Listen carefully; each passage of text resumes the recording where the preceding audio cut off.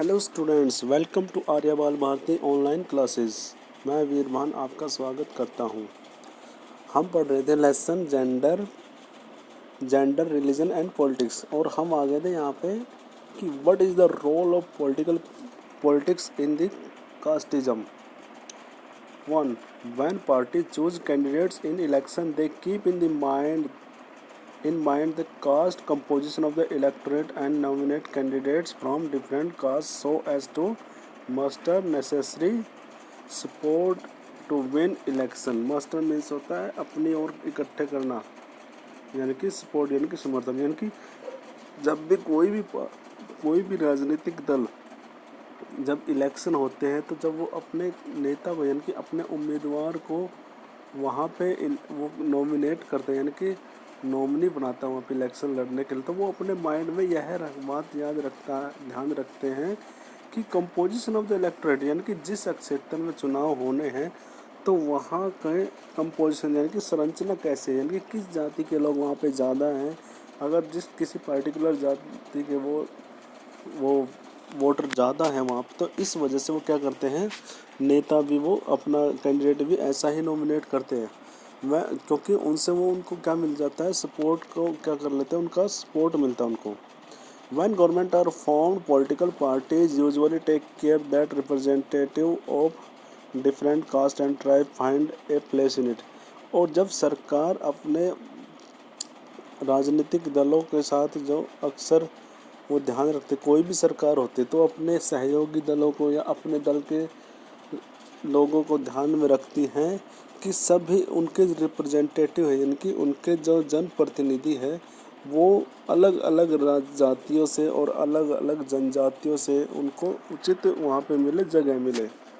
Second, political parties and candidates in election make appeal to caste sentiments to muster support. और ज़्यादातर क्या होता है, राजनीतिक दल और उम्मीदवार क्या रखते हैं, वो लोगों की भावनाओं को यानी कि जातिगत आधार पर भावनाओं को क्या करते हैं, वो उजागर करते हैं, यानी कि अपील करते हैं ताकि उनको समर्थन मिल जाए। Some political parties are known to favour some caste and are seen as their representatives.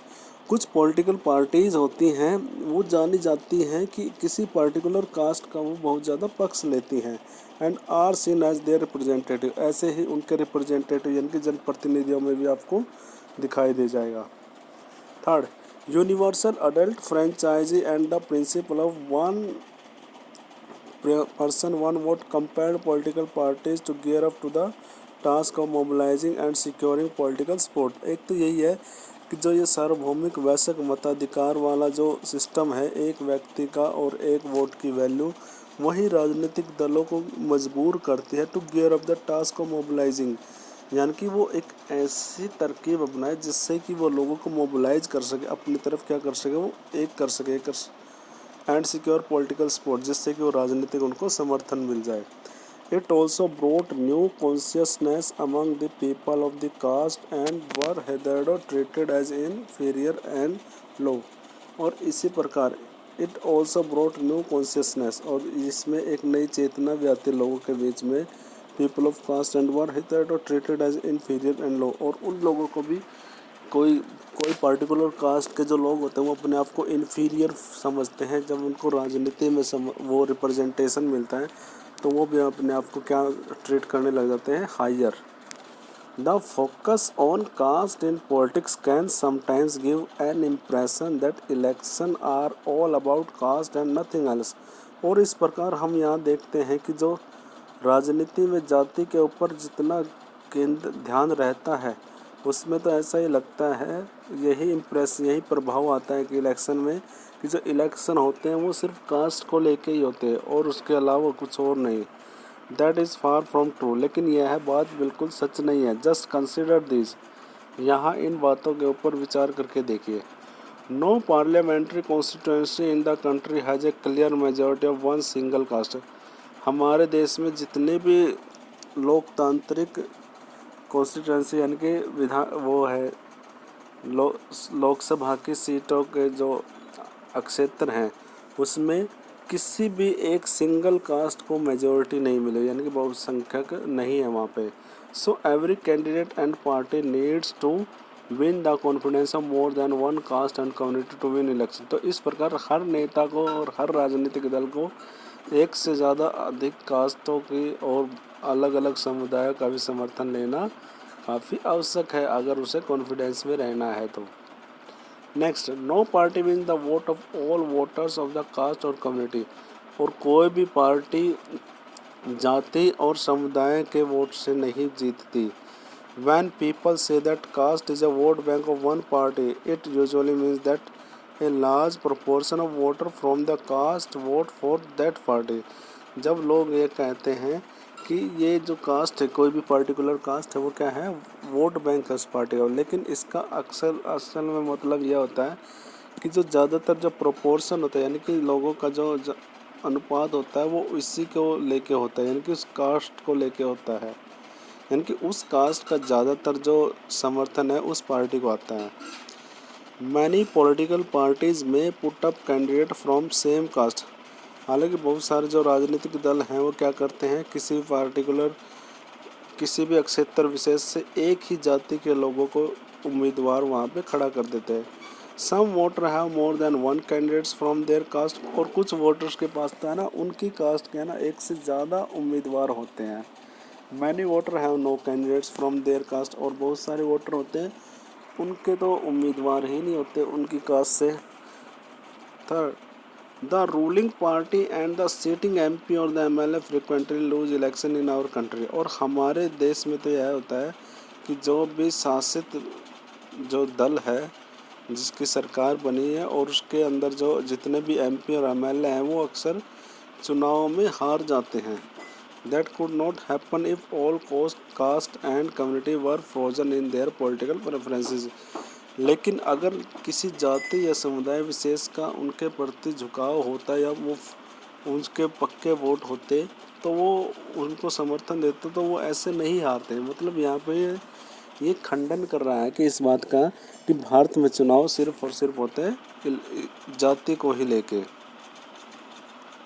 Next, Do you think the political leaders are right to treat people belonging to the caste as vote bank? आप क्या मानते हो कि जो नेता को चुनना होता है to treat people belonging to a caste and vote bank, यानी कि उस व्यक्ति को चुनना जो कि किसी कास्ट विशेष का वोट बैंक मानता हो। Clearly, while caste matter in electoral politics, so do many other factors। जैसे कि कास्ट मैटर करती है इलेक्टोरल पॉलिटिक्स में, यानी कि चुनावी राजनीति में, तो और भी अन्य सारे कारण हैं वो भी इसको क्या करते हैं, बहुत ज़्यादा प्रभावित करते हैं।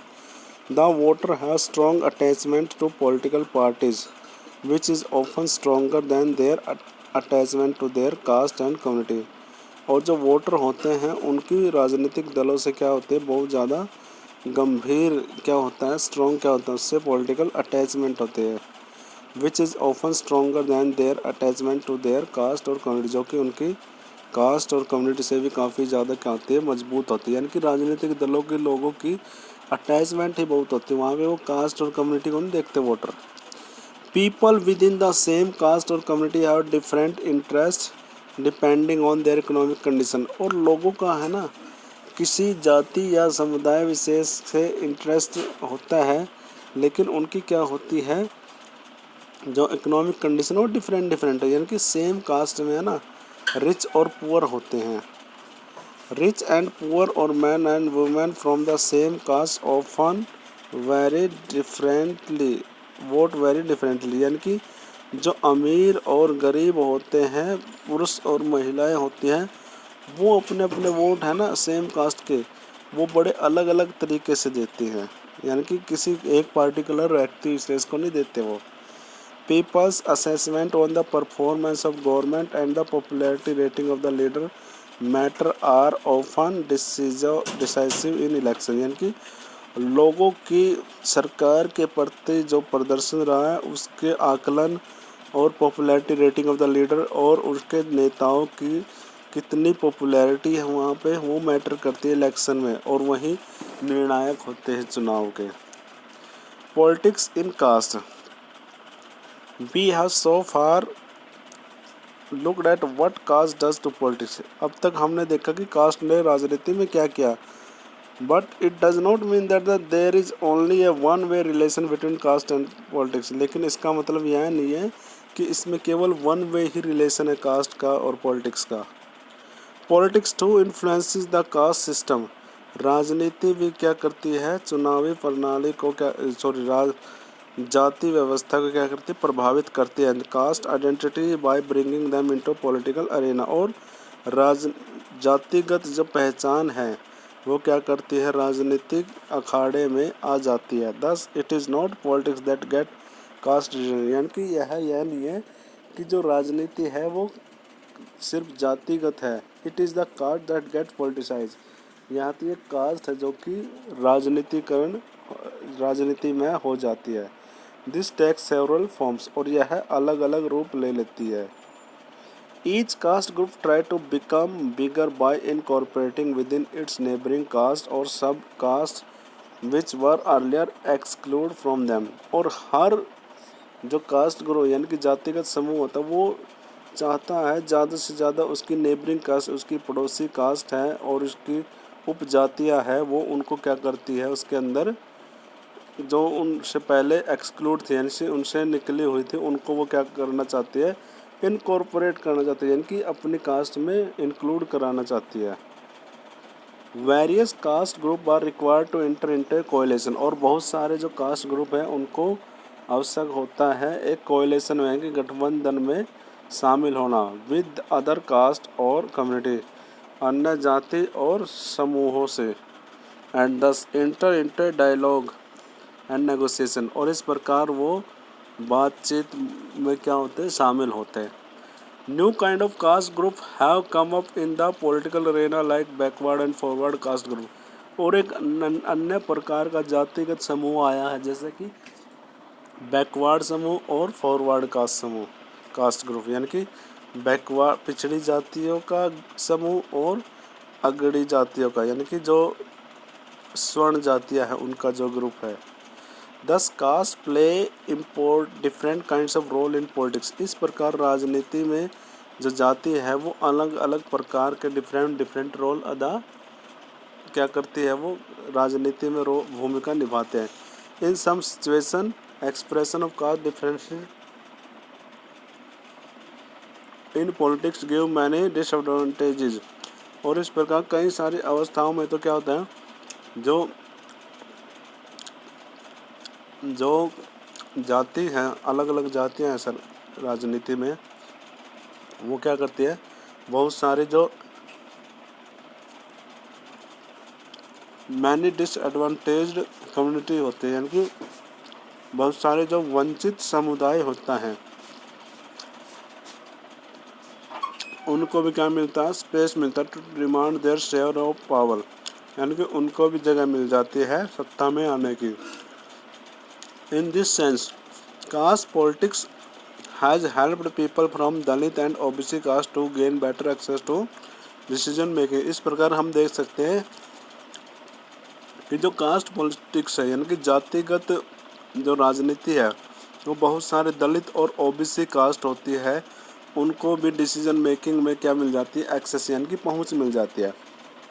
Several political and non political organisation, बहुत सारे राजनीतिक और गैर राजनीतिक जो संगठन हैं have been demanding and agitating for an end to discrimination against particular caste।